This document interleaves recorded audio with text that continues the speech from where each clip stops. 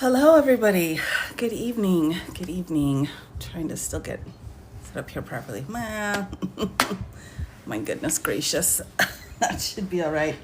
But hello. Welcome in. Let's see here. Let's get my sticky notes here. I got something a little different tonight, everyone. A little bit different. I figured we could go with a little something a little different. So tonight I thought I would read through the transcript here. Hello, Olga. So I didn't give anybody any notice that I was going to go on tonight. So it's like a surprise, right? Super surprise. Hello, Upgrade 2.0. Good to see you. Wearing me out too, Amber. Oh my goodness, yes. So there is a lot going on. And I realized that about halfway through my live last night for the closet docket, and we had only gotten through one category. Like, there's so many more categories. But I'm getting tired. So yes, I feel ya. So we got to take lots of breaks. Some people say go outside and touch the grass. I'm not an outside person, but I do appreciate the air out there. So I do enjoy that. Hello, Sue. Welcome. So I think it's just fun we got to just toggle back and forth between, we got some cases here going on. Like, for example, the Newsom trial started today. So this is Governor Newsom versus the Mr. Orange. I gotta be careful. So here is the order for pretrial preparation for the civil bench trial. So it is a bench trial. We're not picking a jury, which is great. So that would have added an extra probably 10 days. But we've got exhibit lists and such. So that is going forward in California. So that's great to know. Hello. Yeah, it has been a while, Ducray. Good to see you. Listen to him if you do the voice.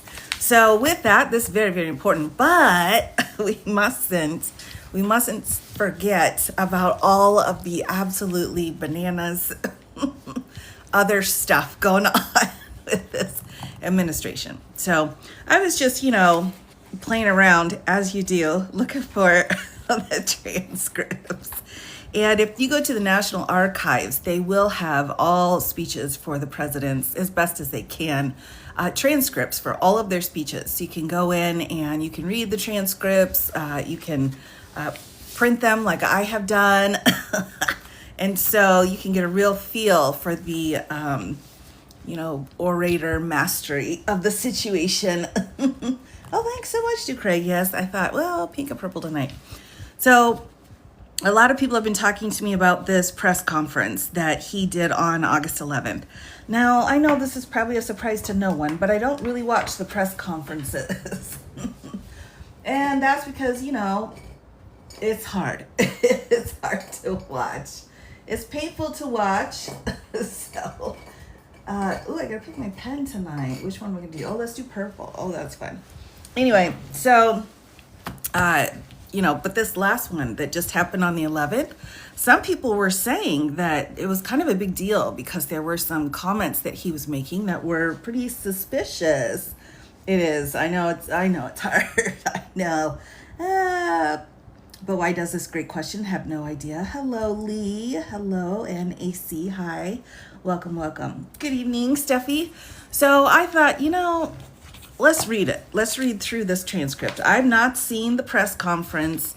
I've only seen little bits and pieces. So let's read through and see, if anything in here is weird. And so we'll be looking out here. Gives an interpretation of what it said. Exactly. I don't speak the orange language, but I think we can all come and take a look and see what works. Hello, Willie B. Because we need something a little bit lighter here. All right, so this is, we got to be careful here so I don't get into trouble. There we go. Hopefully that'll work. All right, so press conference here, conference, August 11th. Go. And this is a transcript. There we go. Hopefully, there we go. Wait, there we are. So this was August 11th transcript for that the press conference that they did. Okay, so if you're looking for full transcripts of any of the speeches for any president, you can go to the National Archives. They'll have them there. There was some discussion that some of the transcripts for Mr. Orange were actually removed. Now, I don't know if that's true or not, but that's been kind of the rumor on the street. Now, I went through roll call. I'm not saying this is great or that this is not great. This is just where I happened to find this particular transcript, and it was pretty accurate, and they have the seconds too. So if you want to pull the video up, you can pull and watch exactly where each piece was. So that was really great. But of course, National Archives have tons of great stuff on there too. So take advantage of your resources. Do they edit out the babbles? No, and that's what we love. Full sentence people, the rare full sentences. I know. Oh my gosh, I know. Well, hello, everybody. Hello. Well, welcome in. I'll go ahead and get started. I probably won't make it through the whole thing, but let's talk about it. Let's break it down. Let's just break it down together. They have an issue. Yeah, and that could very well be. Yes, hot mess. Yeah, good luck. Well, thank you. I appreciate that. Well, here we go. Let's dive in, everyone. All right. So again, this was August 11th, and this had to do with the DC situation. Here we go. This is Mr. Trump speaking, monologuing. Wow, laughter. I've been up here a lot. I've never seen a crowd like this. I think we need a ballroom, and that's happening. It's going to be a beautiful ballroom. This is really a lot of people, most I've ever seen in this room. And we're here for a very serious purpose. Something's out of control. I think something orange is out of control. Sorry. Oh my gosh. But we're going to put it in control very quickly like we did on the southern border. All right, we're bouncing around from the ballroom to the southern border, so all right. And there we go. I know, right?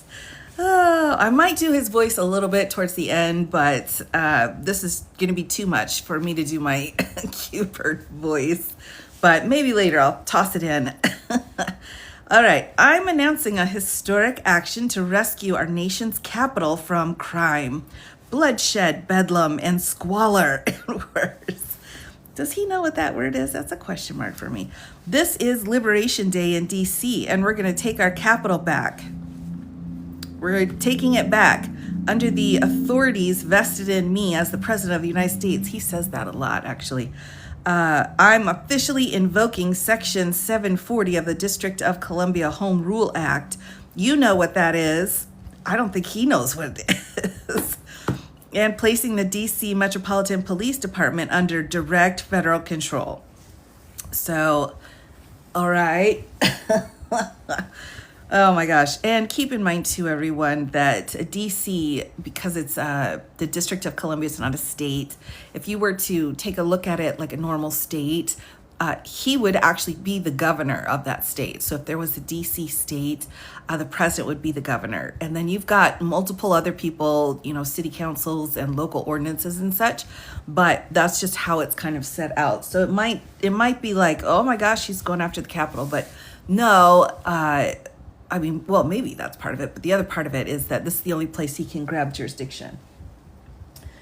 I know, I'm getting mixed up too. I'm getting messed up. All right, here we go. Next, and you'll be meeting the people that will be directly involved with that. Very good people, but they're tough and they know what's happening and they've done it before. In addition, I'm deploying the National Guard to help reestablish law, order, and public safety in Washington, D.C., and they're going to be allowed to do their job properly.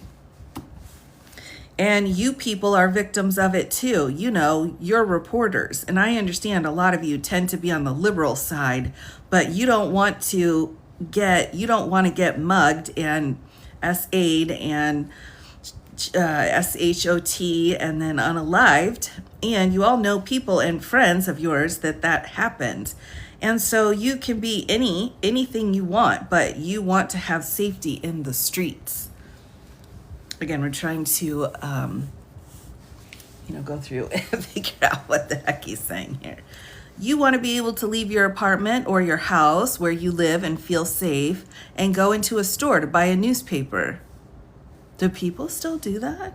Do people still go buy newspapers? All right. Or buy something. And you don't have that now. Is that true? And anyone, I know. Oh my gosh, we're just having fun tonight, everyone. So, anyone from DC, do you feel like you can't go to the store? I'm just curious.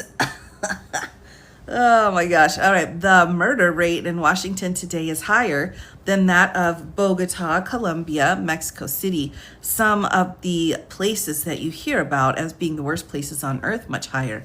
Now, this has been fact-checked and shown that has been wrong. So just FYI here.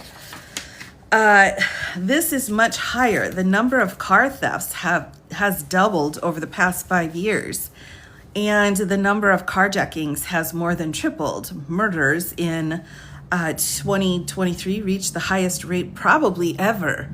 Now, when he says probably ever, it means that what he's saying is incorrect. They say 25 years, but they don't know what that means because it just goes back 25 years. Can't be worse. Our capital city has been overtaken by violent GANGSs and bloodthirsty criminals, roving mobs of wild youth, and schmugged out maniacs and homeless people. And we're not going to let it happen anymore. He's really going after DC. Oh, M isn't friendly. Thanks, Kay. I appreciate that. I'm glad you told me. I'll add that to my list. Ding, ding, ding, ding. That's me adding it to my mental list. Look at this, though. I didn't realize, he's living there right now, and he's saying that it's basically a cesspool of bad stuff. Number 70, really out of most cities. I'm not surprised. And again, you've got big cities versus, if you're out here in the rural communities, like what? We don't have that. All violent crime is down. Yes. All right. Next up, we're not going to take it, just like we did on our southern border. Nobody comes to our southern border anymore. Has anyone told the Border Patrol that? 3 months in a row, we had zero. You had zero people crossing the border. Come on. I don't know if that's right. It's not. But the people that do the work, it's a very liberal group of people, actually. And they actually said zero for the last 3 months. What does that even mean? I don't understand what he's saying. Oh my gosh.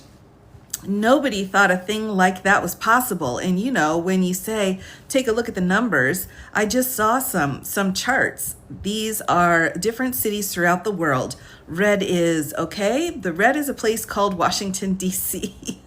Look at these. Baghdad we doubled up on Baghdad, Panama City, Brasilia, San Jose, Costa Rica, Bogota, Colombia, heavy DRUGSs. Mexico City, I mentioned, Lima, Peru, all double and triple what they are. He's just naming places. What even is that? Different cities, my goodness. Oh my gosh. All right, here we go. We keep going. So, do you want to live in a place like that? I don't think so. And I think the people in this room, you wrote correctly. You'd say, if you wrote correctly, you'd say, look at that kind of numbers. We have DC, 41 per 100,000. Number one that we can find anywhere in the world. Other cities are pretty bad, but they're not as bad as that. Again, I do not know what that is. Brandon.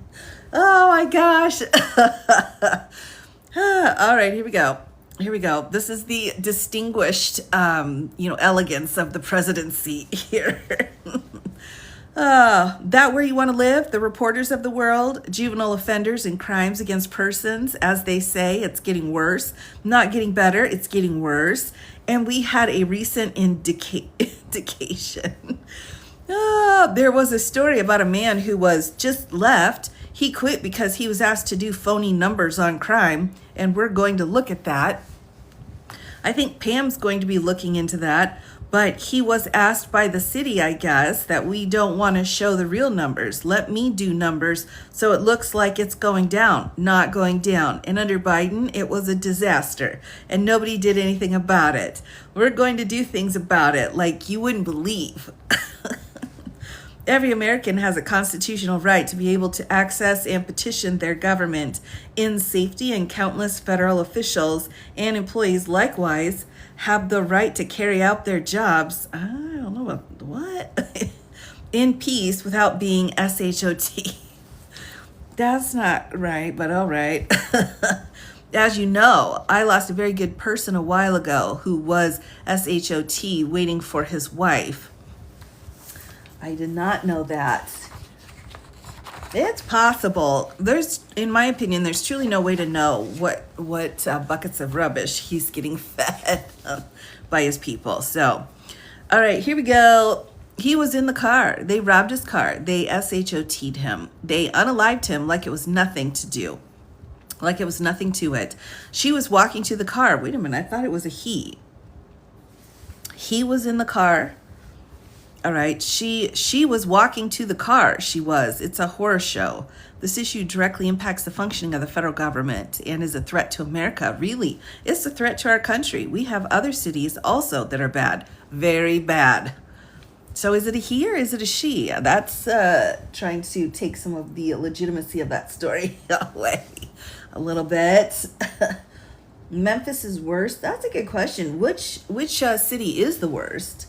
I'm curious. I would have no idea because I'm out in the sticks. And so, crime is like if the frog jumps away from you, All right, back in it. You look at Chicago. Of course, we got to go to Chicago. You look at Chicago, how bad it is. You look at Los Angeles, how bad it is. We have other cities that are very bad. New York has a problem. And then you have, of course, Baltimore and Oakland. We don't even mention that anymore. Oh my gosh. They're so far gone. We're not going to let it happen. We're not going to lose our cities over this. Baltimore and Oakland? Come on. Oh my gosh. And this will go further. We're starting very strongly with DC, and we're going to clean it up real quick, very quickly, as they say. Days ago, a former member of the Doge staff was savagely beaten by a band of roving thugs. After defending a young woman from an attempted carjacking, he was left dripping in blood. All right. I think that's the ball, fellas, right? Right. He thought he was unalive with a broken nose and concussion. Can't believe that he's alive. He can't believe it. In June, a 21-year-old congressional intern was tragically unalived after being hit by a stray bullet in a drive-by shooting. A former intern was tragically unalived after being hit by a stray bullet in a drive-by shooting. A former... Oh, my goodness. All right. We all knew him, great person, waiting for his wife, and she was walking to the car. A Democrat congressman was also carjacked. There's no name, but we know what party they are. Was also carjacked at GUN Point, not far from the Capitol. And in 2023, an aide to Senator Rand Paul was stabbed in the chest and head by a demented lunatic as he walked down the street, just absolutely for no reason. It does, yeah. Horrifically, last July 4th weekend, a 3-year-old girl was SHOT'd in the head and unalived while sitting in a car near the Capitol. It's becoming a situation of complete and total lawlessness, and we're getting rid of the slums, too. We have slums here. We're getting rid of them. I know it's not politically correct. So yeah, I got things I could say about that, but I'm not going to. You'll say, "Oh, so terrible." No, we're getting rid of the slums where they live. Caravans of massed youth rampage through city streets at all times of the day. And they're on ATVs, motorbikes. They travel pretty well. Entire neighborhoods are now under emergency curfew. Just this past weekend, GUN went through, and you saw that, the Navy Yard. What? I'm still buffering. No! It's like a bad story you can't get away from. Ah, I saw it this morning. I saw that they fought back against, I see the fight back until you knock the HE double hockey stick out of them because it's the only language they understand. Ooh. But they fought back against law enforcement last night, and they're not going to be fighting back long because I've instructed them and told them whatever happens, they love to spit in the face of police as the police are standing up there in uniform. I know. I mean, like, which uniform? Like the DC officers who were protecting the Capitol on January 6th? I'm just asking a question. They were in uniform. just asking a question. They're standing and they're screaming at them an inch away from their face. And then they start spitting in their face, which is an assault and should be charged. If you are spitting in somebody's face, you can be charged with that. And I said, you tell them you spit and we hit, and they can't hit, and they can hit real hard. It's a disgusting thing. I've watched that for years, for 3 or 4 years. Oh my goodness. I've watched them. The police are stand and they're told, don't do anything under any circumstances. I don't think that's correct. No, this is this is the actual transcript of his press conference. Oh my gosh. All right. And you can see they want to get at it, and they're standing there and the people are spitting in their face and they're not allowed to do anything. But now they are allowed to do whatever the hell they want. This dire public safety crisis stems directly from the abject failures of the city's local leadership. I thought he was going to say it's because of Biden. So I really had thought that. He was going to say the failure of Biden. He's in charge of DC. The radical left city council adopted no cash bail. By the way, every place in the country where you have a no cash bail is a disaster. That's what started the problem in New York, and they don't change it. They don't want to change it. That's what started it in Chicago. I mean, bad politicians started it. Bad leadership started it. But that was the one thing that's central, no cash bail. Leslie's really against the cash bail being removed. Somebody unalives somebody and they're out on no cash bail before the day is out. I mean, on their own recognizance, that happens all the time. We're going to end that in Chicago. What are you doing in Chicago? What? He's gonna put, oh my gosh, he's gonna put cash bail back into Chicago. We're going to change the statute in Chicago. I spoke with Pam and Todd and everybody. We're going to change the statute, and I'm going to have to get the Republicans to vote because the Democrats are weak on crime, totally weak on crime. What are you even talking about? Oh my gosh. All right, here we go. Weak on crime, apparently, and they're going to be changing some laws, some state laws in Chicago. Got it. They don't know why. They don't know why. They want it stopped because they get mugged too. But we're going to change no cash bail. We're going to change the statute and get rid of some of the other things. And we'll count on the Republicans in Congress and Senate to vote. We have the majority, so we'll vote. We don't have a big majority, but we've gotten everything included, including the great big beautiful bill. Got that done. And that's one of the greatest things that's ever happened to the people in this country. I would say the invention of ice cream, but nobody's asking me. They're starting to figure it out, how good it is. Biggest tax cut in history. So many things, but we'll be able to get that done. So Todd, if you get Pam, you and Pam can draw up things working with the people. We will. I'll get it passed. Oh my gosh. Right. Oh, that's so sad. We'll get it passed with Republicans. Probably won't get, think of this, probably won't get one Democrat vote because they have no idea what they're doing.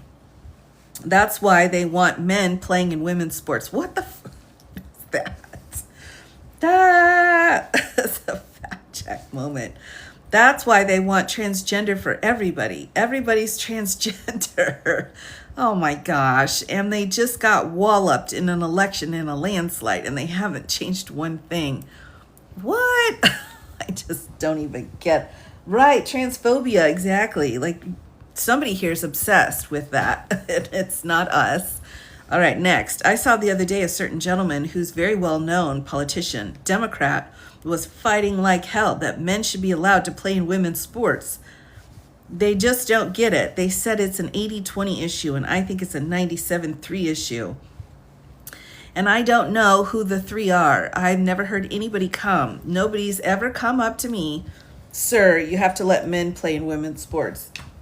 How is this even a thing? Seriously, just let's remember, we're calling out the National Guard and removing law enforcement authority from local cops. That's what we're doing here. But let's talk about the transgender sports situation, right? This is when I turned it off. I don't blame you. This is ridiculous. All right, here we go. It's okay. We're gonna make up some time here in the air. We'll keep going forward. You have to do it, sir. Nobody's ever approached me. I don't know where this issue even comes from. I've never seen anything like it, but they turned our nation's capital into a sanctuary jurisdiction. That's the other thing. We have to get rid of sanctuary cities as quickly as possible. We're going to do that too. All right. We have to because it's sanctuary for criminals, releasing illegal alien GANG members onto the streets. In 2022, nearly 70% of criminals arrested in Washington went unprosecuted. That's not going to happen with the group we have standing aside and standing behind me. And at the Metropolitan Police Department, it's now reached a small number relatively compared to what it was, but it's thousands of people.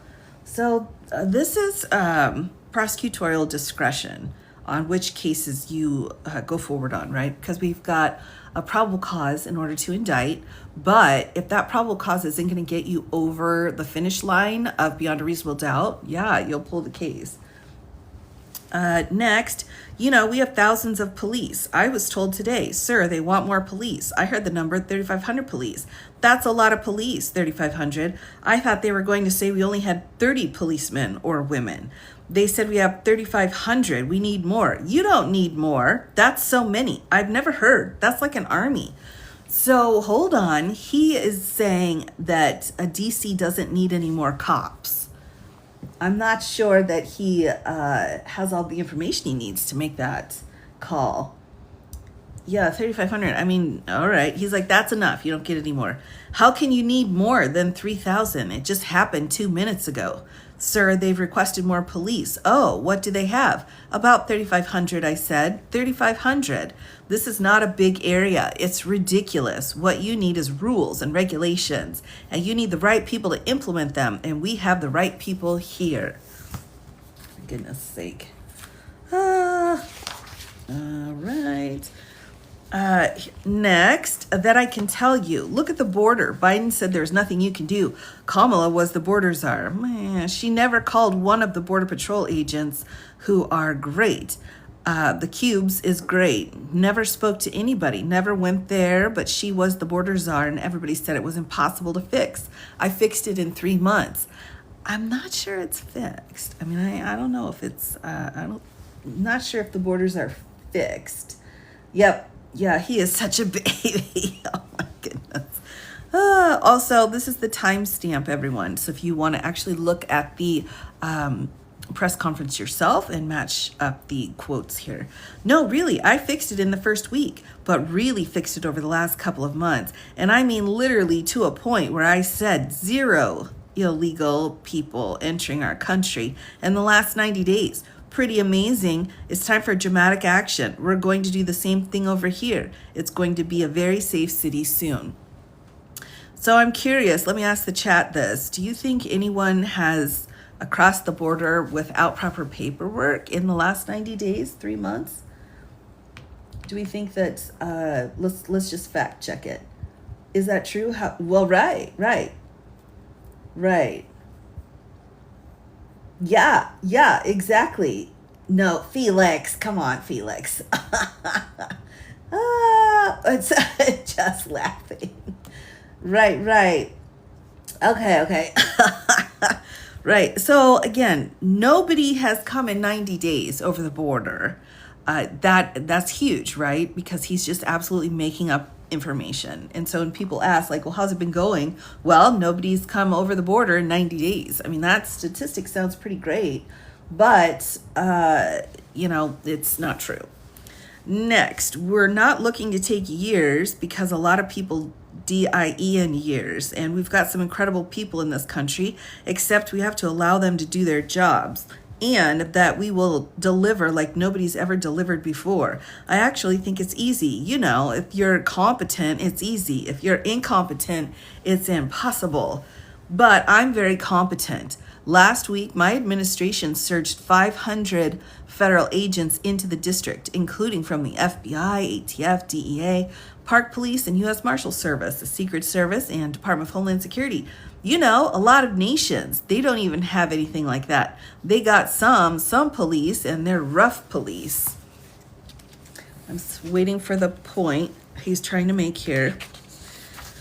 They don't have DEA, ATF, FBI, Park Police. They've got some police, but they're rough, and they do their job. They don't have crime. Who doesn't have crime? I'm not sure what he's talking about. We're not going to have crime either. What? What? They made dozens of arrests, and that's what starts to happen. Again, cashless bail. We're back to the bail, everybody. We're back to the cashless bail. Watch what we do with that. This is really important to him, this cashless bail. I'm very competent. Exactly.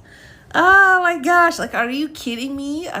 Come on. You can go all the way back to the Mayflower, and even they had rules that they set out in the Mayflower Compact. They had rules. There was crime. Today we're formally declaring a public safety emergency. Now, again, all of these emergencies that keep getting declared unlock special powers for the executive branch. So that's why we're having all of these emergencies declared here. This is an emergency. This is a tragic emergency. And it's embarrassing for me to be up here. I'm going to see Putin. I'm going to Russia on Friday. I don't like being up here talking about how unsafe and how dirty and disgusting this once beautiful capital was, with graffiti all over the walls. So I thought it was Alaska, but whatever. Right? Go back to the Mayflower Compact. Yikes. It's another part of it, by the way, because we're talking about safety, but we're also talking about beautification. We have the most beautiful, potentially capital in the world. We always had, but people come from Iowa, they come from Indiana, they come and then they get mugged. Not going to happen. Wow, that's a bold statement there. Keep coming, because by the time you get your trip set, it's going to be safe again, and it's going to be clean very quickly. Oh my gosh, that's so funny. Yeah, Alaska, Russia, China, it's all the same. The country of Indiana, right? Oh my goodness. I'm going to have to take a tea break. All right, here we go. All right, so it's going to be clean very quickly. Next, we're going to replace the medians that are falling down all over the roads. We're going to replace the potholes. Now, I know in 2025, in the project, the P25, people needed to replace their own potholes. Like, the government wasn't going to help them with that. Oh my gosh. All right. We're going to put a nice new coat of asphalt over the top, knowing we don't have to rip the road out and spend 7 years building a new road because they've cut everything, because some designers said, well, we need 1/4 of an inch more turn for safety reasons. He doesn't like the safety reasons. Oh my gosh. Oh dear. All right. No, we're going to do it right. We're going to get it done quickly. So today we're declaring public safety emergency in the District of Columbia, and the Attorney General, Pam Bondi, who is fantastic, is taking command of the Metropolitan Police Department as of this moment. What? Okay. So as of this moment that he's speaking, she's taking command of the Metropolitan Police Department. All right. And I'll be making the appropriate notifications to Congress. Oh, that's generous. And to the mayor of our new DEA administrator, who's one of the top in the country. He better be, Terry. If you're not, I'm going to get rid of you so fast.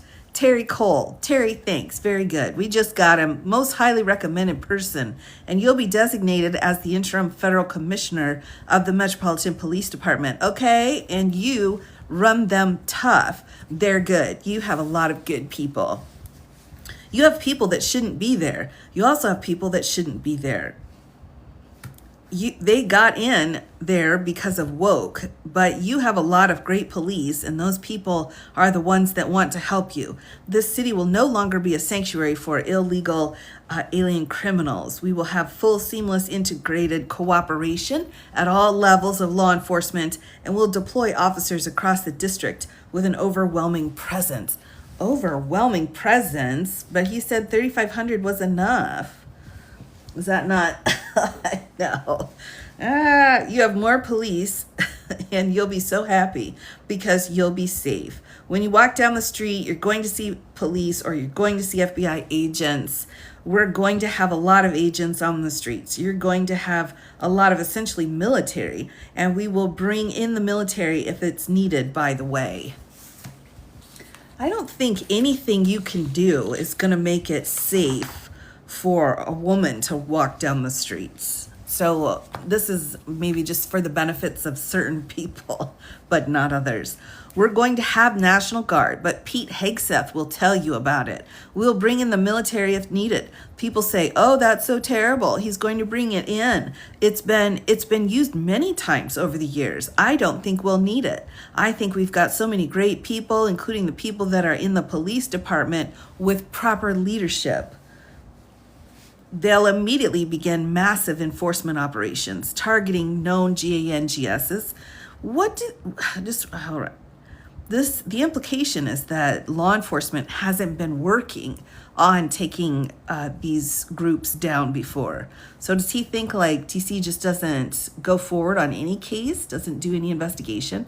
I mean, that's kind of a hit against the police department here. DRUG dealers, criminal networks, to get them the hell off the street. Maybe get them out of the country, because a lot of them came to our country illegally. They shouldn't have been allowed in. They come from Venezuela. They come from all over the world. That's just so... that's not right at all. We're going to get them the hell out. They won't be here long. But some of these people, a lot of them are homegrown criminals. All right, we don't like that phrase here. And these are bad people. These are rough people. And this is just a list of some of the people that were given to me today that were criminals removed from the DC streets this weekend. I'm sure it's completely accurate here. They were rough and tough, but we're rougher and tougher. Oh my God, somebody just gouge my eyeball out, please. All right, we're going to have to highlight this moment of machismo. Oh my goodness. Oh my gosh. I can't.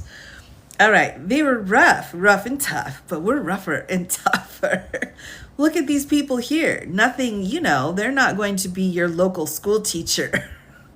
Look at this guy. He has unalived people numerous times. They're not going to be an asset. They will never be an asset to society. I don't care. Like, that's not how that works. I know we all want to say, oh, they're going to be rehabbed. It's not going to be rehabbed. I'm going to ask Doug Burgum to come up and say a couple of words because he's in charge. As you know, he's interior, but he's in charge of the U.S. Park Police. And I've heard so many great things about the Park Police. They're proud of it. They've been there for a long time. Their families oftentimes grow into the roles. They love the country. They love this area. So, Doug, could you say a few words, please? And now we're switching to Doug here. Thank you, Mr. President. On behalf of the U.S. Park Service, this is the oldest federal police force in the nation. They were formed in 1791 by none other than President George Washington. They've got the awesome responsibility of protecting our nation's most sacred monuments: the National Mall, Washington Monument, Jefferson Memorial, Lincoln Memorial, Statue of Liberty, and the west of the Presidio and the Golden Gate area.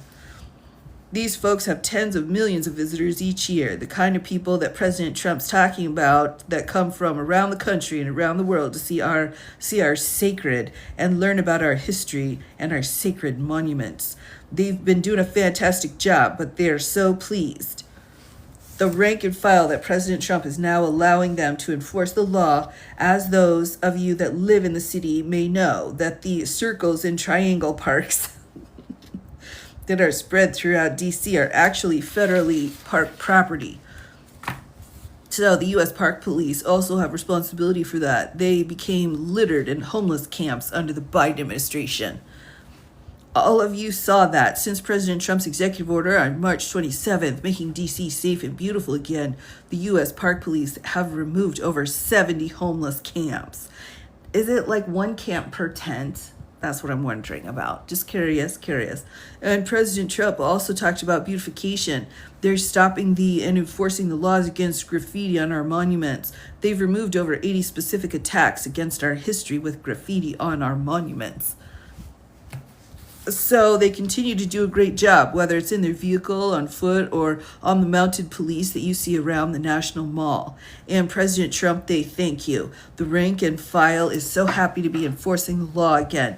Thank you for your leadership. And they're excited about the announcement you're making today. All right, so there was that. Okay, thank you. Very good. Great job you're doing. Thank you very much. Pete, could you say something about the military, if you would? Well, Mr. President, it's an honor to be here. And at your direction, this morning, we've mobilized the D.C. National Guard. It'll be operationalized by the Secretary of the Army, Dan Driscoll. Through the D.C. Guard, you will see them flowing into the streets of Washington in the coming week. At your direction as well, sir, there are other units we prepared to bring in, other National Guard units, other specialized units. Sounds like a lot of units there, everybody. Oh my gosh. They will be strong, they will be tough, and they will stand with their law enforcement partners. This is nothing new for the DO. I can't say that word, I'll get dinged. As the president noted, at the border, we've got 10,000 troops down there who've been operating in defense cooperation areas, defense zones, where there's zero illegal crossing because the troops on strike are scanning the border. We've been protecting other people's borders for 20 years. It's about time we protect our own. And we're working with the Cubes and the CBP in Los Angeles. We did the same thing. Working with the California National Guard, working with the Cube officers. Cube officers deserve to do their job and not be attacked. We will work alongside all DC police and federal law enforcement to ensure the city is safe. The city is beautiful. And as I always want to say, President Trump to the troops, he has their back. And my message to the National Guard and federal law enforcement in Washington is, we have your back as well. Be tough. Be strong. We're right behind you. Thank you, Mr. President. Oh, my goodness gracious. I need to take some tea. I need a tea break. All right, back to Mr. Trump. I'm going to ask Pam, because she's now, as you heard me say, she's really in charge of a lot of what we're talking about here. She's done an incredible job, and people are going to start to see the fruits of her labor. And Pam, maybe you could say a few words about what we're talking about here. Here we go, everybody. Are we ready? I'm not ready. I'm not ready for this part. Sure, President. Let me be crystal clear. Crime in D.C. is ending and ending today, and we're going to use every power we have to fight criminals here. President, thank you for caring about our capital. Families come here every summer. Our museums are free, and we have the National Zoo. We have the National Gallery. DC should be a place where everyone can come and feel safe. Behind me and to my side, we have some of the best career law enforcement and prosecutors in the country who are ready to take this on. As the president said, Terry Cole is going to be supervising the Metro Police Department. Gadi Seralta, our U.S. Marshal, is going to be supervising command and control the entire operation.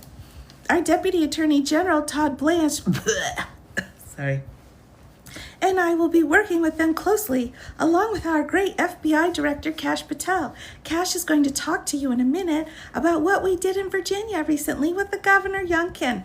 Many of you covered that, and it was tremendously successful. Not only that, our secret weapon here in D.C. is U.S. Attorney Janine Pirro, one of the toughest prosecutors and former judge.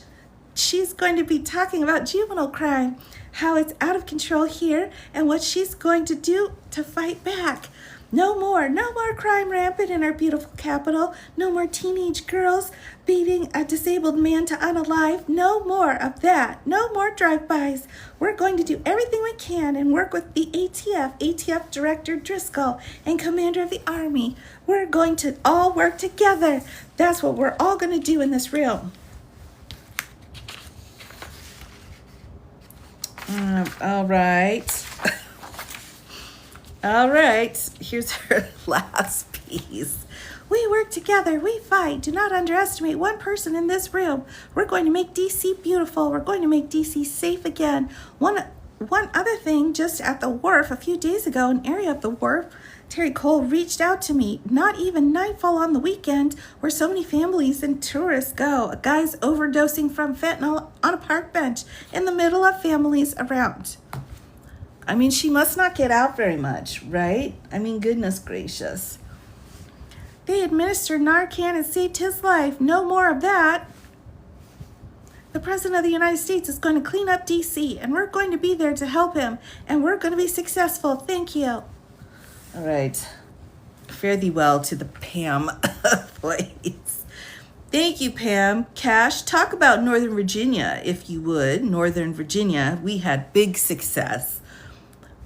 that was the orange fella. Next up, Kash Patel, everybody. Right.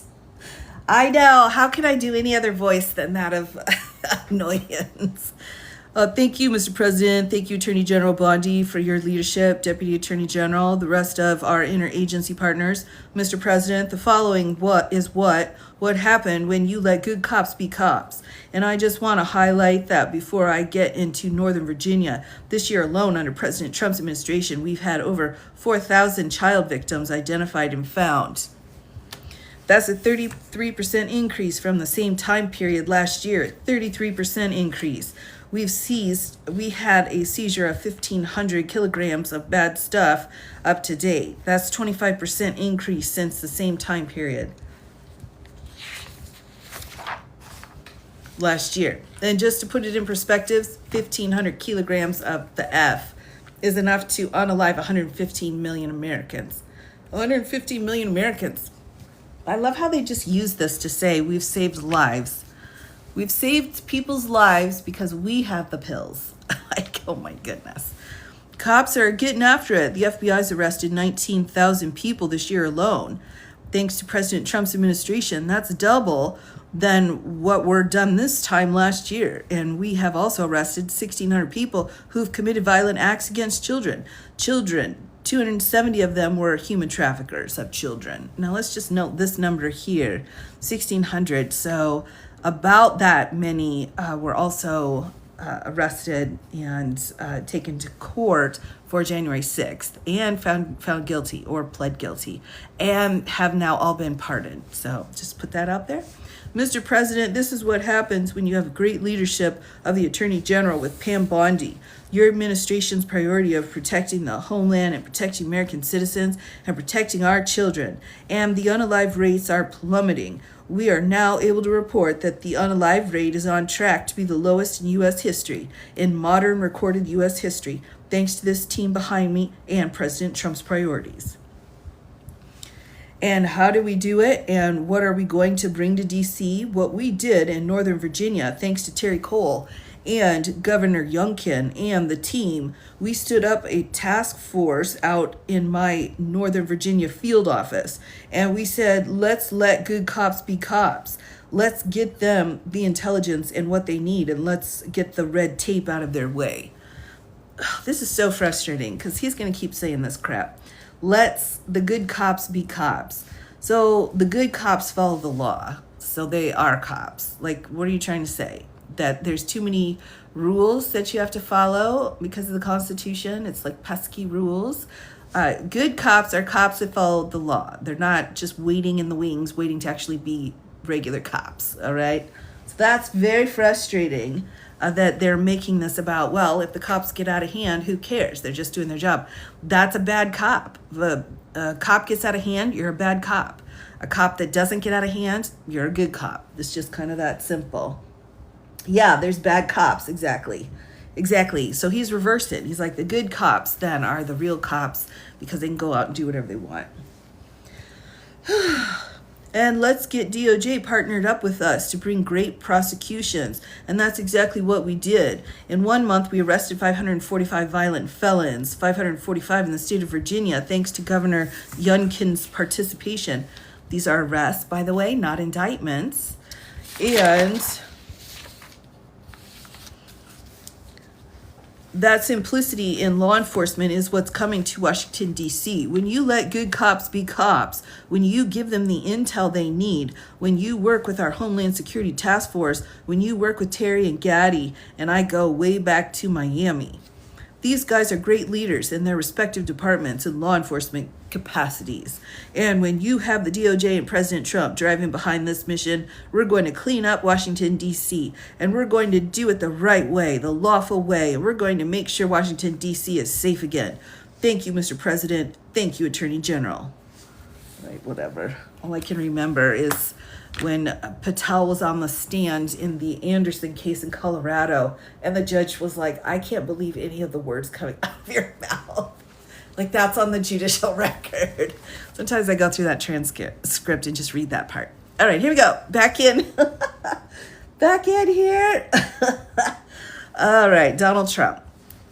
Thank you very much. Great job. Thank you, Cash. So the process begins right now. It actually started over the weekend, and we confronted a lot of very bad people. But it's going to be something that will be pretty amazing to you as you watch it. And I think most of you say it's a beautiful thing to do it right.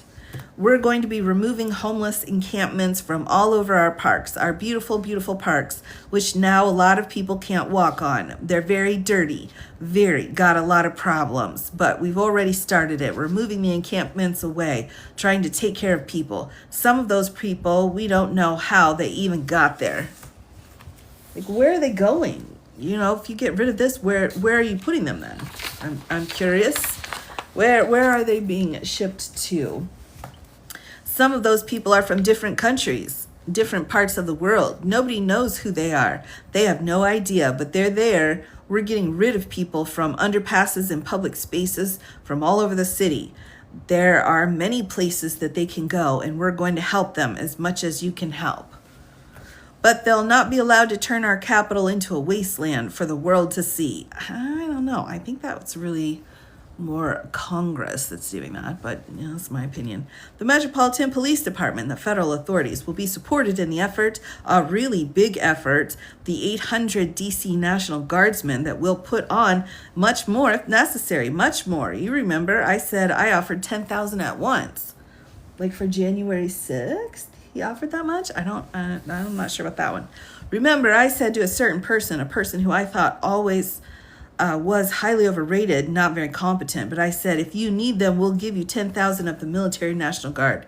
They turned me down, but if necessary, we're going to move service members directly to joining the Guardsmen, and that will take place very rapidly. Ooh, I'm not sure they're going to like that shakeup. And that will be done in conjunction with Pam and with Pete and everybody else. Washington, D.C. should be one of the safest, cleanest, most beautiful cities anywhere in the world. And we're going to make it that. We're going to make it safe. We're going to make it smart. We're going to make it beautiful. So beautiful. That's kind of weird. Some of the buildings we're going to add to. you'll see what we've done at the White House. This White House is a whole different building. I do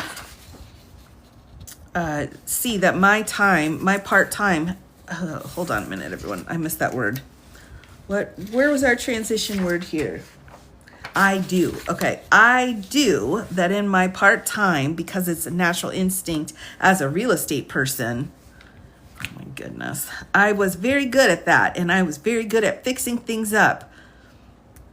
That's not what the lawsuits say. I'm just going to put that out there, and we'll keep moving on. I like fixing things up. You see what's happening. The marble floors are going to be reinstalled, renovated, fixed. The whole place is becoming very beautiful. We're going to be adding a magnificent ballroom, most beautiful ballroom. I think anywhere. We need it. We would have loved to have had it today. I think we would have filled it up. A lot of you are standing outside, can't get in this room. All right. I've never seen the room like this, which tells me that you want to talk about it. I mean, this was a DC news conference. It tells me that you want to talk about crime in DC and beautification of DC. But I'm going to put that's easy. And I think, frankly, fixing the crime with the pros, fixing the crime is easy too. A person who I've known for a very long time, and she's been incredible. She was a fantastic, one of the best ever district attorneys in New York. She was in Westchester, and she became a judge, very successful judge, and then she went into showbiz because she was such a good DA and such a good judge, tough judge, but fair, always fair. Nobody ever complained about that because she was tough, and because of that and her reputation, she went into showbiz. So a lot of people don't, they think of Janine as showbiz. Actually, showbiz was not her thing. It was, and she did great. She was on along with a couple of others. My goodness gracious. I think it's Janine, the Janine judge, my friends, on the #1 show, and she did great. But this was what she loves doing. This is really her baby. What she's going to do is going to be incredible. And I'd like to introduce to speak for just a few seconds on what she has in mind, what she wants to do. We're going to be appointing some judges. We have some open spots, and we're going to take people because the judges are letting the unalivers out. They're just saying, go. It's okay. Don't worry about it. So we're putting some, Pam recommended, Todd recommended, some judges that are great. Janine recommended. Janine has given me 3 great candidates already. We have about 10 open spots, and we could probably create some more if we need them. Janine, would you say a few words, please? Oh my gosh. Very cringe. All right, everyone, I'm out of voices, so Janine's just going to be plain vanilla as I rearrange my chair here. All right, here we go. Janine Pirro. All right. All right, thank you very much, Mr. President, and thank you, Madam Attorney General, and to all my partners here. We all want the same thing. We all want a safe city. We want a safe capital. We want to be able to bring our families here. We want to be able to come and enjoy the history that makes this place great. And unfortunately, we are not in the position right now. And Mr. President, I want to thank you for taking the step that we need right now to make criminals understand that they are not going to get away with it anymore. Yeah, and I'm not going to stand here and go over and over the cases because you don't know what they are. But what I can tell you is this.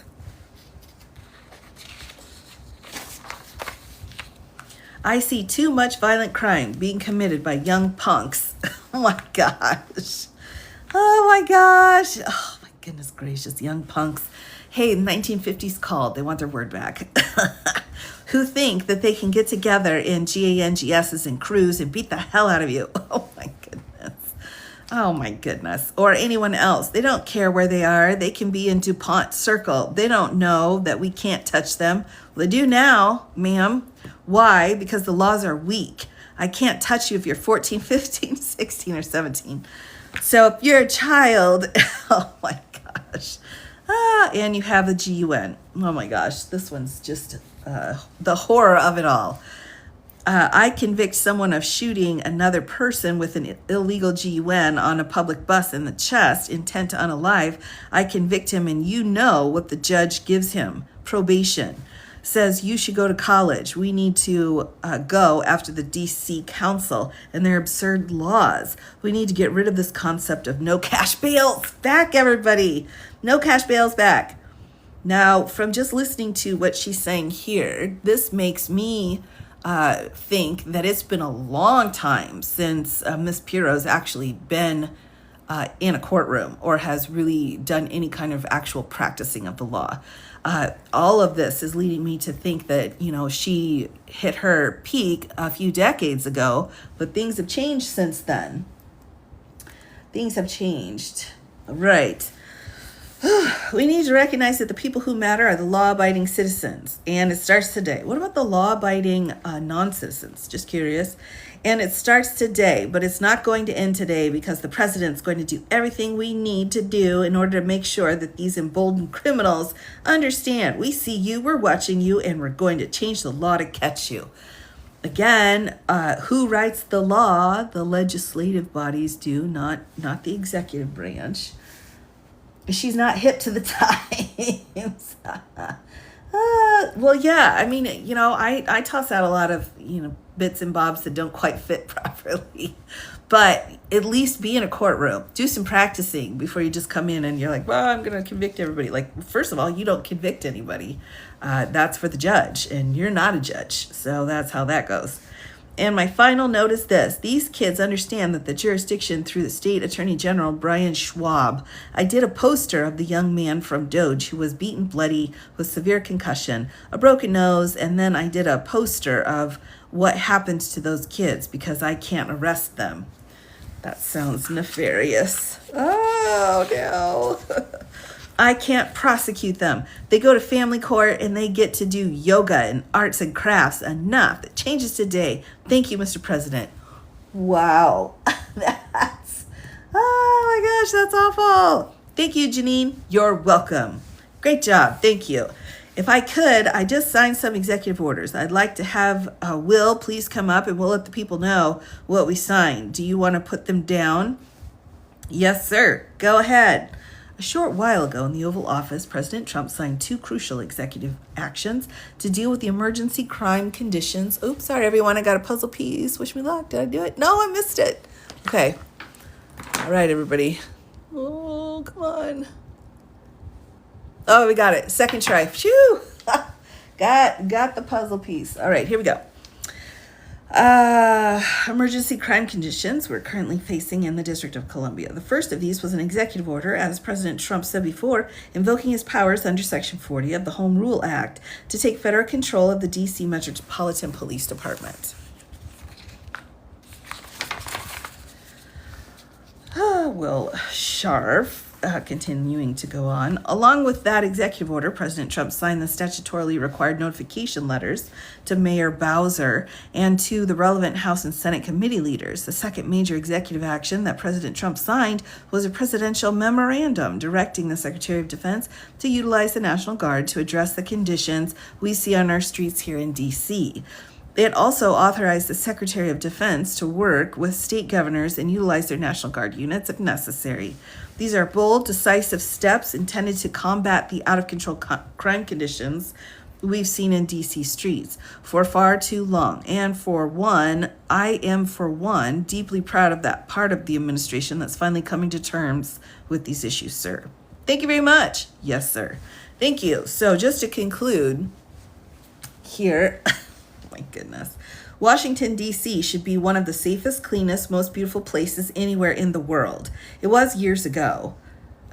I'm not sure about that. We had one problem that was a pretty big problem. The radical left got out of control and they started trying to rip down statues. That's bananas. And I said, let's go pass a law real fast. What? Oh my goodness. All right, I gotta highlight this one. All right, let me say it again. All right, so the radical left got out of control and they started trying to rip down statues. And I said, let's go pass a law real fast. What? Oh my goodness. Oh, I don't think he knows how this stuff works. It's scary, but also funny. We're going to do it real fast, but we were blocked by the Democrats who do not want safety.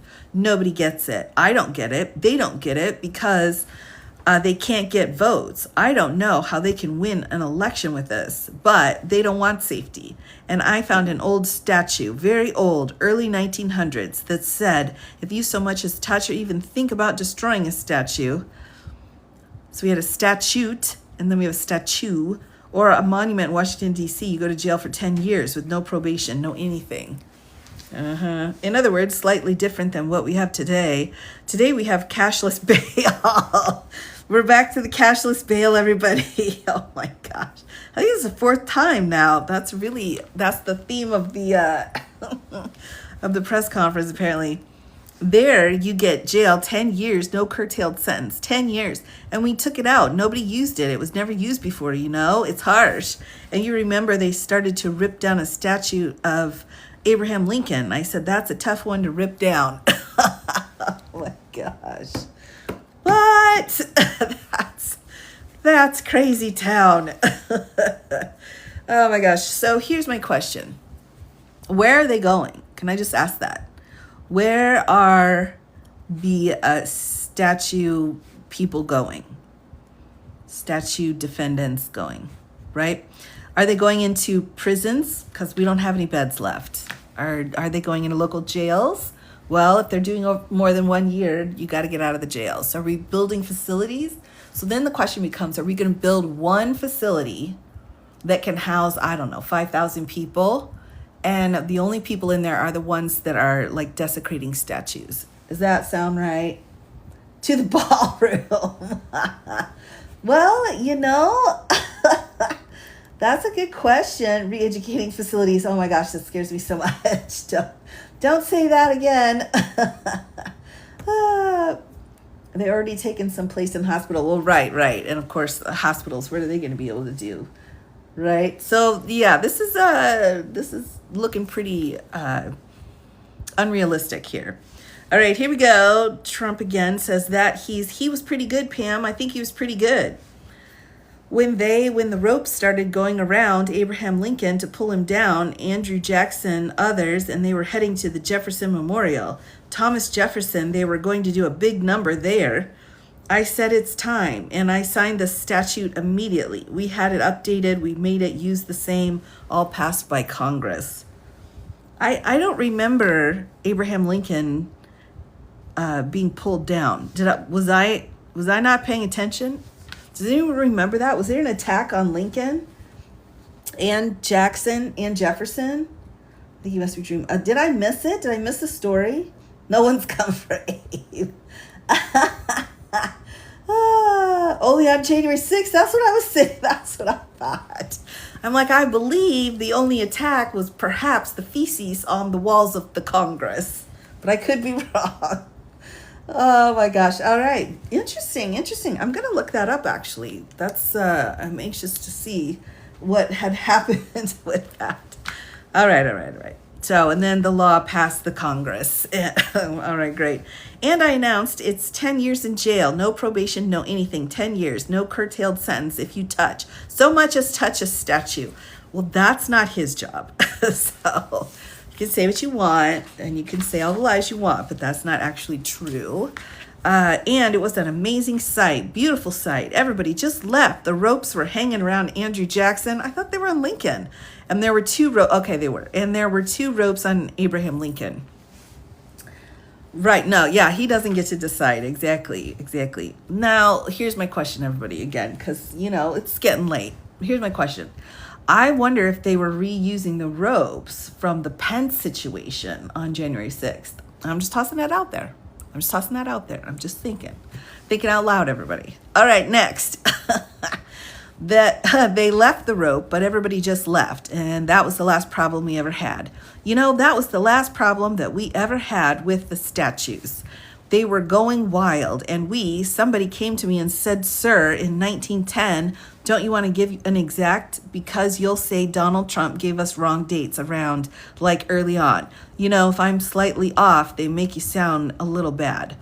What? I don't know what any of that is. So I won't be. I won't put myself in that position. I won't put you in that position because I think everybody agrees with what we're doing today. But when I signed that thing, it was like a miracle. Everybody left. They were gone. They were starting to march down. They started to march down towards Thomas Jefferson. And I figured he was going to be safe. What? Is he claiming then that he signed something that made it so that all the criminals went away? Because that's not how that works. Speech Exhibit A. Quite right, quite right. But they found something with him. They found something with Abraham Lincoln and even the name George Washington. In California, numerous places changed the name of George Washington High School and various other places. They took George Washington's name. This was a sick, woke culture that I think we've largely ended. Well, I'm not sure about that. And, you know, George Washington is a bit controversial, you know, so you read some history books, and a lot of these people that were woke are now turning out to be the opposite. I won't go so far as to say MAGA. It's a very special category, but they've gotten out of that. But we have people that love this. Love what? The violence. Love this country. And they love this really beautiful capital. It is, I flew over it the other day and I said, what a beautiful place. He can't read. Well, that's a good question. Right. But see, the thing is, if you look down off of Air Force One and you say, oh, DC is so beautiful, what's the problem then? Why are you having to do all this stuff? Because you just told me that it's beautiful. That's what the goal was, right? And you just said it was. So why are we doing this? Next. But if there's crime all over the streets, when you get there, it doesn't look so beautiful. But we're going to make it beautiful again. We're going to fix it with crime. And we're going to do that. We're going to start doing things that we know how to do, that I know how to do better than anybody, I guess, because of my experience from previous life. What? But not only are we stopping the crime, we're going to clean up the trash and the graffiti and the grime and the dirt and the broken marble panels from J6 and all of the things that they've done to hurt the city. And we're going to restore the city back to its gleaming capital that everybody wants it to be. It's going to be something very special. Egads. Fixed a lot of things. Yeah, exactly. All of these people are really top. Can I shake your hand, Gaddy, please? You're going to be so important here. You're going to be that guy. I hope I don't have to fire him in 2 weeks because he's too soft. Ha ha, laughter. I don't think he's too soft. If I do, I will though. Is it okay if you're soft? And then that person said not soft inaudibly. Inaudibly not soft. What? Okay. All right. Here we go. And we got to keep this train going. I feel like if I stop too long, I'm just going to roll on the floor laughing. Oh my gosh. Yeah, past life. Yep.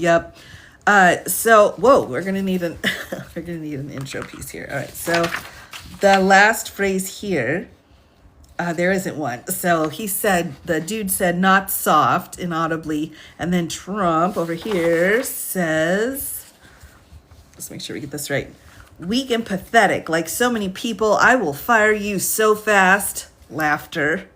You're not going to have to worry about that. No, I think you're going to do a fantastic job. And everybody in this room, they may not express it, but they all want that to happen. You know, they want to be safe and they want families too. Did he just threaten that guy? I think he just threatened him. You're not weak and pathetic like so many other people. Oh my gosh. Oh my goodness. That's a rough start to a new job. So it's an honor to have such a large group. I've done this for years now. Hard to believe. I've never seen this room so packed. In fact, I'm sure it's a violation of every fire code. Ha ha ha ha ha ha. but we'll let you stay anyway. You've taken a chance. And with that, we'll say, maybe if you could, oh, wow. Laughter. We could be here all day long if you could, if we could keep the first questions perhaps to this subject, and then we'll go on to a few others. Questions. All right, everyone, it's question time. Oh my gosh. All right, here we go. Mr. President, Mr. President, Mr. President, please. Question. Mr. President, thank you so much. Can you talk about how personal of an issue this is? You talked about flying over the Washington Monument and seeing the pride of what DC is. And do you believe that the status of the city, the cleanliness, the way that crime is low is a direct reflection on how the country's run? Trump. Yeah, I do. I think the Capitol, look, everyone comes here. They're all coming. All the leaders, they're all wanting to come. Maybe not wanting, but having to come. And I say it. I've said it again, but I'm really just quoting other leaders from NATO. Are we still in NATO? From Middle East, King of Saudi Arabia, Qatar, UAE. I was over there. We brought back $5.1 trillion of investment into our country. I don't know what that means.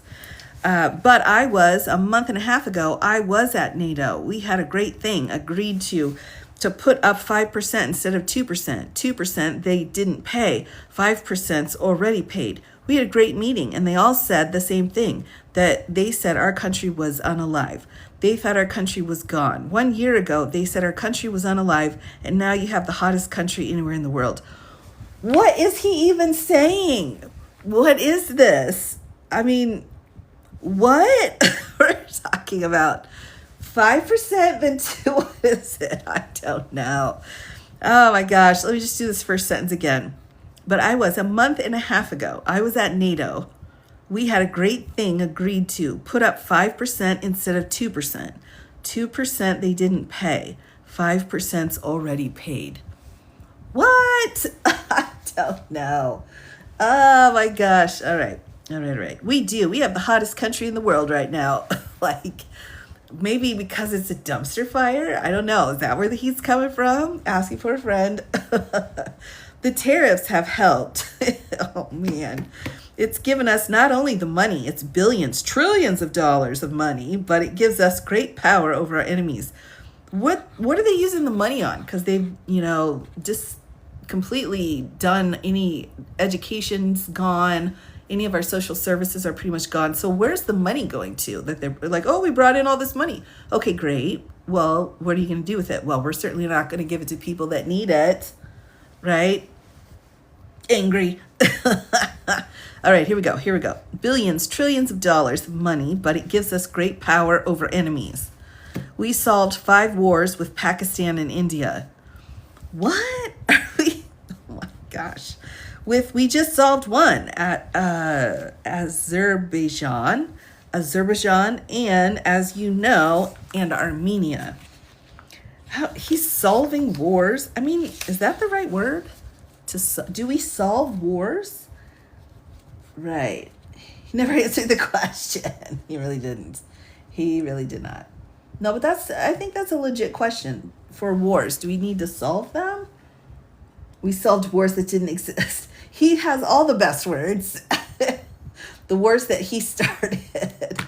Oh my gosh. Okay. All right. Wars are like crossword puzzles to him. I'm not sure. I mean, like, I don't know. All right, here we go. Moving forward. That was one question so far, and he is still answering it. This whole page here. It was not. A war was raging for 37 years, and the 2 leaders got up and they said we never thought this would be solved. Russia tried to solve it. They all tried to solve it. It was a very tough situation, but we got it done. And I said to the 2 men, I said, are you guys friends? And they had a hard time. Okay. They've been unaliving each other for 37 years, right? One was there 5 years. One was there 22 years. He said, my whole life I've been fighting this war, and you got it solved. But we did many of those. We did it in the Congo and Rwanda. That's been going on for 30 years, 8 to 9 million people unalived that they know of, but it was raging and we got that solved. We got a lot of them done. It's a great honor, but you want to have, when they come, their leaders come to our country to sign documents that the war is over or whatever, or for other reasons. No, I can't believe that he just said that. They come for trade and you want them to come through so beautifully. You ride down those roads. Everything should be perfect. So let's highlight that, all right? That's another moment I like. But you want to have, when they come, their leaders come to our country to sign documents that the war is over or whatever, or for other reasons. So we're beautifying DC, everyone. He's pulling in the National Guard, potentially the military, to take over local police because he wants DC to look good when they're riding down the roads to sign their paperwork. Is that what everyone else got here? Oh my gosh. Oh my goodness. Exactly. I don't think war or whatever are words that should be pushed together. Like, what are we doing here? It's madness. All right, here we go. Next up, again, still answering that first question. You shouldn't have medians falling down into the roadway. Median, the metal things that are always, somebody had a great lobbyist because I've never seen them look so good. They've been looking at those things with the little, right? They're always broken bad, but here they're really bad. Fix the medians. But the children are starving. Who cares? Oh, yeah, that's a little bit weird, isn't it? The medians. Well, they didn't have much else, but they had amazing lobbyists. Oh my gosh. All right, here we go. It's hard for me to be serious when things are this bananas here. And we're going to either put new or fix it. And it's not expensive. It's not really expensive. And we're going to fix our roads a little bit. We're going to clean up our sidewalks. You have countries where every Saturday the people go out and they wash their sidewalks in front of their stores or their houses. What the is he talking about? What? Now, is he going to pass a law where everyone has to leave their house in the morning with a bucket of soapy water? What are we talking about? What century? I know, right? DC looks happy. Oh my gosh. Yeah, right. Exactly, Casey. And if you don't, guess where you're going? El Salvador. That's right. All right. This is ridiculous. Now, there are some, don't get me wrong. There are some countries where, cleaning up like that is very important. And it's community involvement and stuff, but that's not here. That's not this country.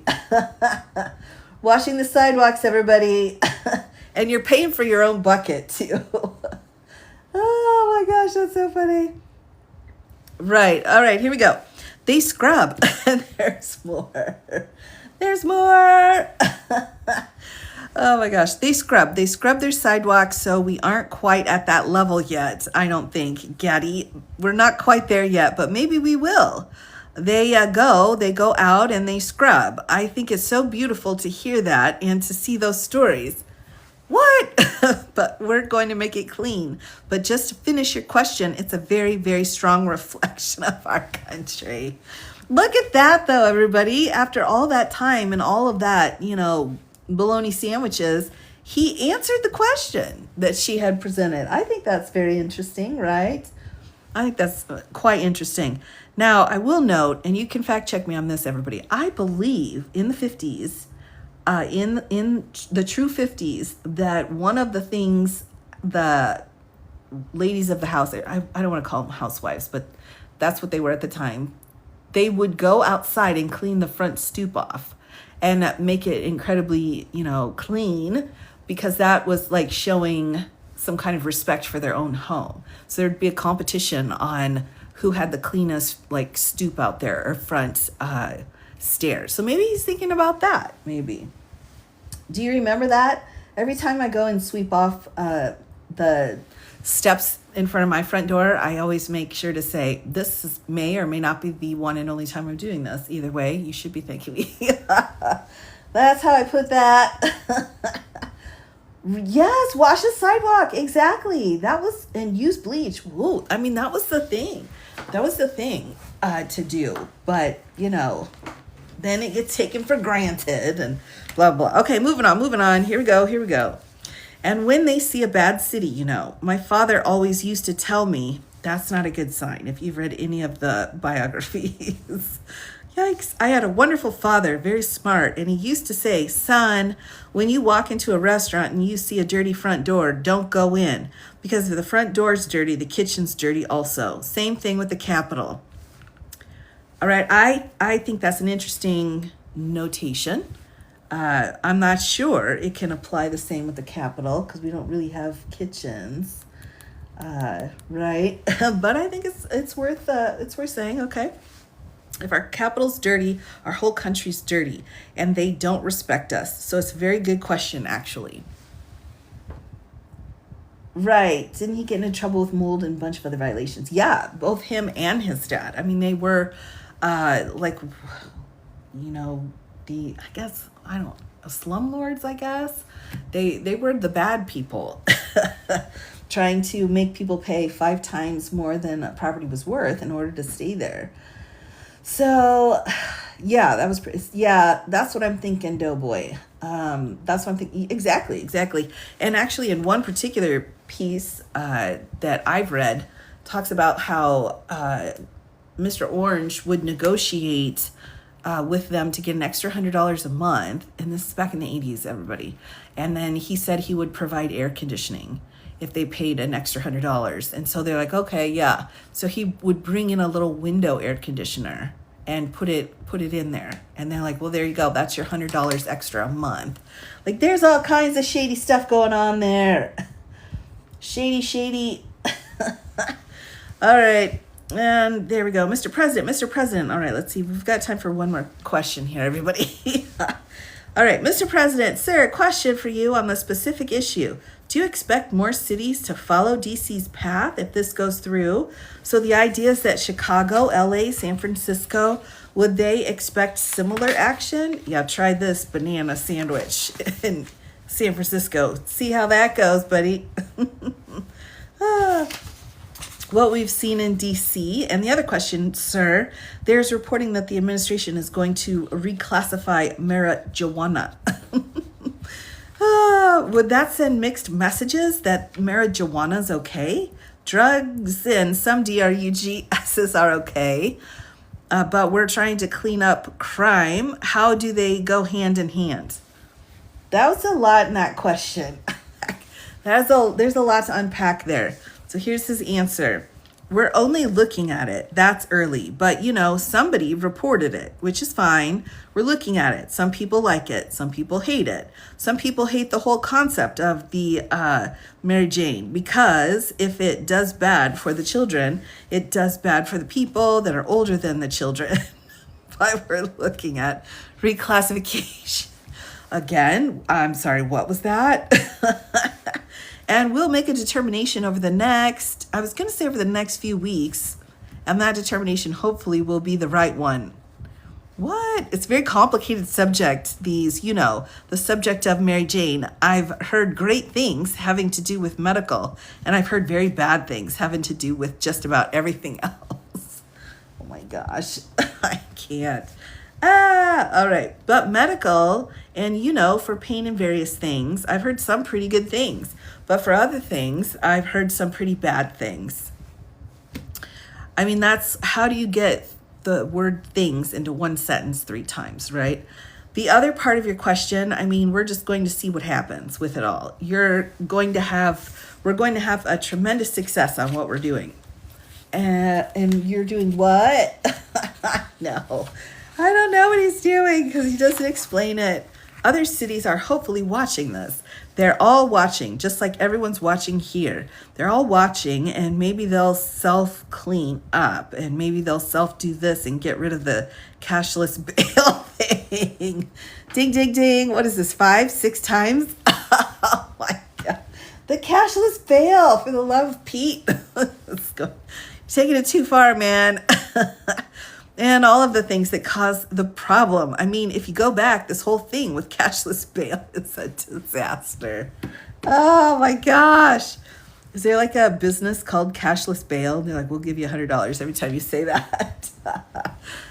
So many problems came that we never had before. So they're watching us today. And if they don't learn their lesson, if they haven't studied us properly, because we're going to be very successful, I have zero doubt about it. It's a question of, we'll be really fast, like the border. You know, everyone said, Biden used to say, I need legislation. I didn't get legislation. And that, sir, is why you're getting sued. All right? Because this is unconstitutional. Oh my gosh. All right, that's a moment in time. I didn't get any legislation. Well, I don't know that you want to brag about that. I called up our people and we did a great job. Tom Homan was great. As you know, our secretary did a great job. They did a great job. There's no games. They didn't play games, and we're going to have the same thing here. But then I'm going to look at New York in a little while. Let's do this. Let's do this together. Let's see, it's going to go pretty quickly. And if we need to, we're going to do the same thing in Chicago, which is a disaster. We have a mayor there who's totally incompetent. He's an incompetent man. And we have an incompetent governor there. Pritzker is an incompetent. His family threw him out of the business and he ran for governor. And now I understand he wants to be president. Why is he bringing in that tea from the back here? What is he doing that for? This sentence is also quite ridiculous. All right, everybody, let's bring it home. At this point, I don't want to go for too long. I usually just do my 90 minutes, but I do want to mark where we stop because this is fascinating. This is absolutely a fascinating moment. So when you get to college and you start studying speeches, which my minor's in speech communication, in rhetoric itself. And what we would do is we would just go through speeches, hundreds and hundreds of speeches from everybody all over the world, all different time periods, and kind of break down the speech pattern and what worked, what didn't work. And I would have to say, if this was me in college with this, I'd have to say, I'm going to need a drink first. That's what would happen here. I wouldn't be able to just sit down and be like, oh yeah, the syntax, it's amazing. Like, no, I'm going to need a beer. I know, and they're going to have to. They're going to have to study this kind of stuff. This is our history. I mean, this is happening right now.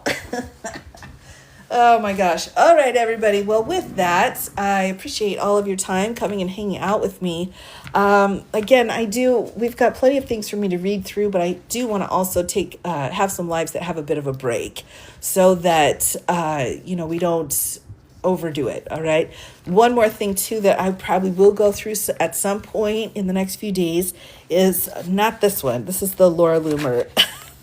I don't want that one. No, well, maybe I'll go through it. This is her deposition. I don't know. Would that be interesting to do that? Yeah, we could probably do that. And then the other piece here this just happened today was in the U.S. Court of Appeals. We had an agreement to vacate the preliminary injunction.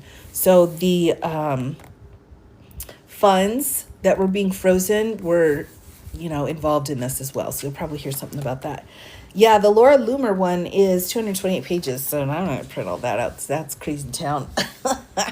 All right. Take care, everybody. Yeah, the Arby's. I know. I mean, how many times have we heard about Arby's in the last 2 months? None. It's like making a comeback. All right. Take care, everybody. I'll be back again very soon. I know my numbers on my posts are really far down. So if you're not seeing me on your FYP page, just, come on over, learn a couple things, then, you can go back. But I will see you all very soon. Thanks again for coming.